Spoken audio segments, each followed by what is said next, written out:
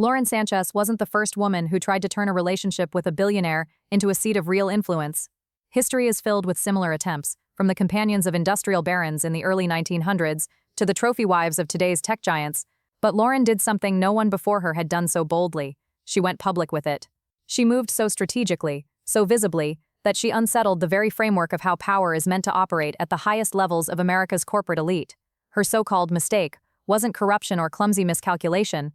It was that she ignored the unwritten rules that have shaped elite power dynamics for generations. These rules aren't written down in contracts or taught in business schools. They're handed down quietly, through whispers in exclusive clubs, in private conversations between mentors and protégés, through the unspoken understanding of how things are supposed to work. A woman in these circles can be glamorous arm candy, the gracious hostess of sprawling estates, even a trusted confidante behind closed doors. She might exert influence in subtle ways, whispering suggestions in private moments, using intuition to help her partner navigate complex decisions. But there's one line she is never supposed to cross: publicly claiming equal status, independent power, her own empire, a presence that could thrive with or without the man. Lauren crossed that line, and she did it knowingly. This wasn't naivety, it was strategy. She believed the old rules had lost their bite, that times had changed enough to allow her to redefine the game. She refused to remain a decorative figure at Jeff Bezos' side. Instead, she began leveraging his resources and network as seed capital to build her own platform, her own influence. It was daring. It was revolutionary. And to many within the system, it was unacceptable. At first, her moves drew cautious tolerance. Yes, she staged a $5 million wedding, extravagant, but not unprecedented for a billionaire's partner. Yes, she graced magazine covers, par for the course at that level, though her interviews hinted at ambitions far beyond the standard role of supportive spouse. Yes, she launched philanthropic projects, traditionally a safe domain for wealthy women, but the scope of her work suggested something deeper, something long-term. But to insiders, the warning lights were flashing. They noticed that her charity wasn't just vanity philanthropy. It looked like groundwork for an independent machine. They noticed her building a Rolodex of high-value contacts in both Hollywood and Washington. They noticed that she had her own communications channels, her own professionals working for her, not Bezos, but her personally. This wasn't about being a partner. This was about constructing a parallel structure of power, one that could, in theory, operate outside of Bezos' influence. And in the eyes of those who guard the stability of the system, that was intolerable. The scandal that eventually unfolded bears all the hallmarks of orchestration: too many coincidences, too much perfect timing, too smooth a coordination across institutions. How convenient that Black Ops Aviation, a company that had long operated without major scandal, suddenly produced disgruntled employees ready to testify against her. How curious that anonymous complaints from multiple directions emerged almost simultaneously, each filling in gaps left by the others, like puzzle pieces fitting seamlessly together.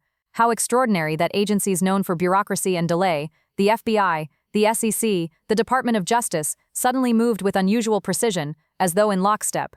This didn't look like an organic case of justice catching up with wrongdoing.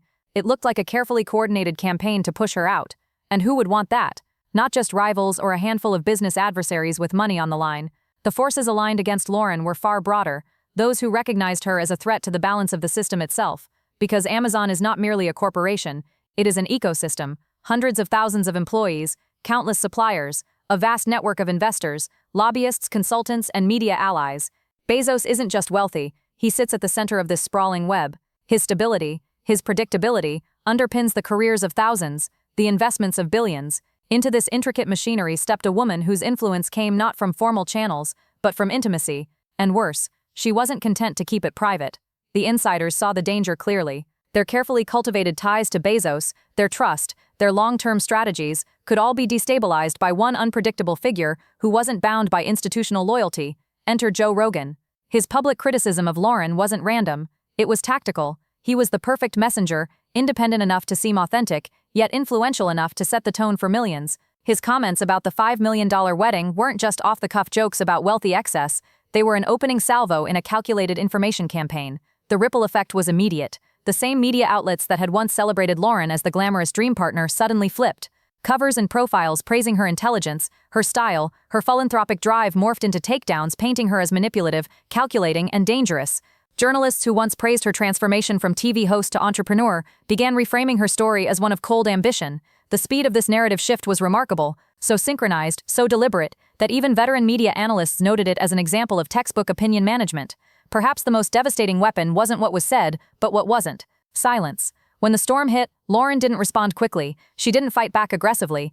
In today's hyper-connected age, where response speed often outweighs response quality, silence is lethal. It's read as guilt, weakness, or surrender, and in this case, it became the final tool that turned her own strategy against her. When Lauren failed to respond quickly, decisively, and publicly to Joe Rogan's criticism, the silence itself became her enemy. In the media and in public opinion, hesitation was instantly rebranded as confession. Her refusal to clap back wasn't seen as careful restraint, it was read as proof that she had something to hide. Her silence became its own evidence, a separate fact in the narrative, layered on top of every accusation already swirling around her. But what if that silence wasn't weakness at all? What if it was strategy, or more accurately, survival? In the middle of an active federal investigation, seasoned attorneys and crisis managers often warn their clients to say nothing. Every word, no matter how innocent it sounds, can be reframed as tampering with jurors, obstruction of justice, or an attempt to manipulate the court of public opinion. Inside a courtroom, the law protects silence. It cannot be treated as an admission of guilt. Outside the courtroom, however, in the media arena, silence almost always carries the opposite meaning. What might have been the cautious advice of lawyers was translated into guilt by millions, and while silence can be spun as guilt, the real damage came from what followed: abandonment. The speed and cruelty with which Lauren's entire circle deserted her was staggering. This wasn't a gradual erosion of support, it was a synchronized act of social amputation. Practically overnight, friends, colleagues, and allies who had once held her up as a symbol of vision and success cut ties as if she were toxic. Hollywood producers who only weeks earlier touted her aerial film company as a mark of prestige now dredged up complaints of poor quality and inflated prices. Socialites who had competed to host her at their charity events told reporters about her odd behavior and unreasonable demands. Philanthropic foundations that had proudly accepted her multi-million-dollar checks scrubbed her name from websites and annual reports as though her contributions had never existed. This wasn't about morality. It wasn't about outrage. It was fear. Pure, raw, instinctive fear. In elite circles where reputation is the only true currency, no one was willing to gamble their standing by remaining close to someone the system had already marked for destruction. The smarter move was to erase her from memory and hope the purge didn't extend in their direction. And yet, through all of this, the most mysterious figure was Jeff Bezos himself. His silence was louder than all the noise around Lauren. No words of defense, no neutral comments, no public acknowledgement of their bond, only swift and decisive distance. His withdrawal can be read in three radically different ways, each of which shifts the entire meaning of the story. The first interpretation is the most sympathetic: that Bezos was blindsided, that he truly had no knowledge of Lauren's methods, trusted her completely, and felt gutted when federal documents revealed the truth. In this view, his silence is heartbreak, the cold disappointment of a man who realizes he's been played. His swift retreat is the wounded instinct of someone who cannot bear the betrayal. The second version is colder.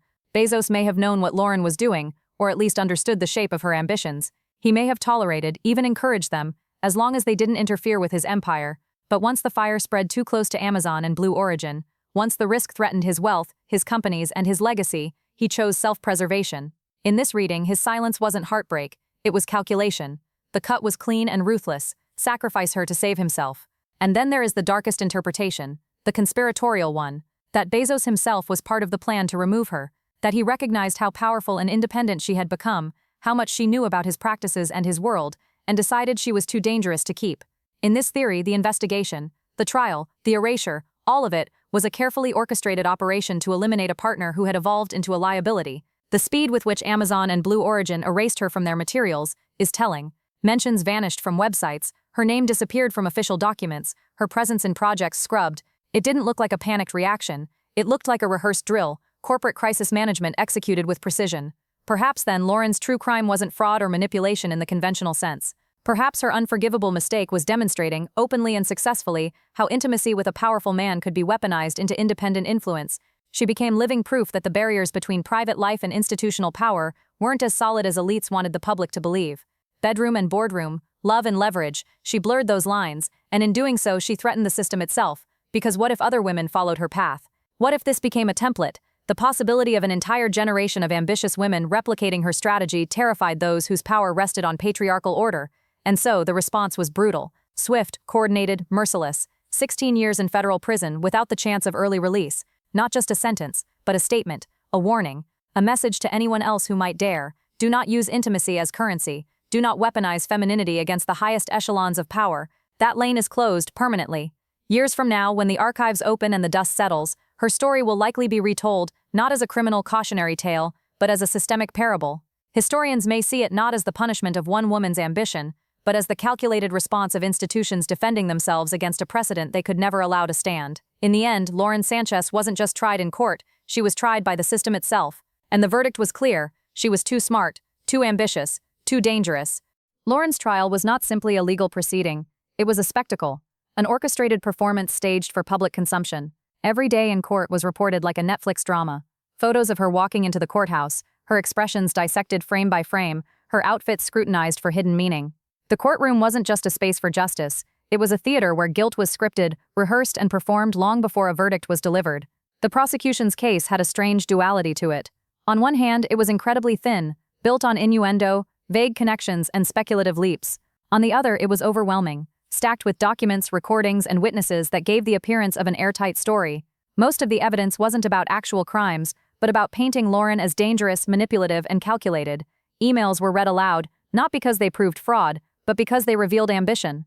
Text messages were dissected not for criminal activity but for tone, for the suggestion that she was always planning something. Associates testified about how persuasive she was, how she had a magnetic influence over people. Even her laughter, her timing in conversations, her ability to command a room, all became evidence. The courtroom transformed her charisma into a weapon, her intelligence into a threat, and her presence into a crime. What the trial revealed most clearly wasn't the details of financial misconduct, but the fear of systems facing someone who could navigate them too well. Lauren wasn't just on trial for what she did, she was on trial for who she was. The prosecutors didn't argue about numbers or contracts, they argued about personality, aura, power, and the jury was left with a chillingly simple story. She was dangerous not because of what she had taken, but because of what she could do if left unchecked. Meanwhile, outside the courthouse, the public narrative had hardened into a morality play. Journalists painted her as the archetype of the scheming femme fatale, a woman who seduced her way to the top, drained wealth and influence from the world's richest man, and then sought to build an empire of her own. She wasn't just a person anymore, she was an allegory. The rise and fall of Lauren Sanchez became a cautionary tale retold across magazines, podcasts, late-night talk shows, but the brutality of the sentencing still shocked even her critics. 16 years in federal prison, no parole, no possibility of early release. In the American legal system, such a sentence for a non-violent first-time offender was unheard of. In white-collar cases, sentences often range from probation to a handful of years. To give her more than a decade behind bars sent a message louder than any opening statement could, and that message was not for her alone. It was for every ambitious woman watching, every strategist, every dreamer, every person who might one day imagine that intimacy could be leveraged into power. The sentence was designed not just to punish, but to deter, to carve into history the declaration, "This path is forbidden." Lauren's defense attorneys argued passionately that the punishment was disproportionate, that it was retaliation, that the case was less about fraud and more about protecting the image of untouchable billionaires. They appealed, they filed motions, they shouted about due process and civil rights. But their words echoed in empty chambers. The machine had already decided, and so the life she had constructed so carefully unraveled in full public view.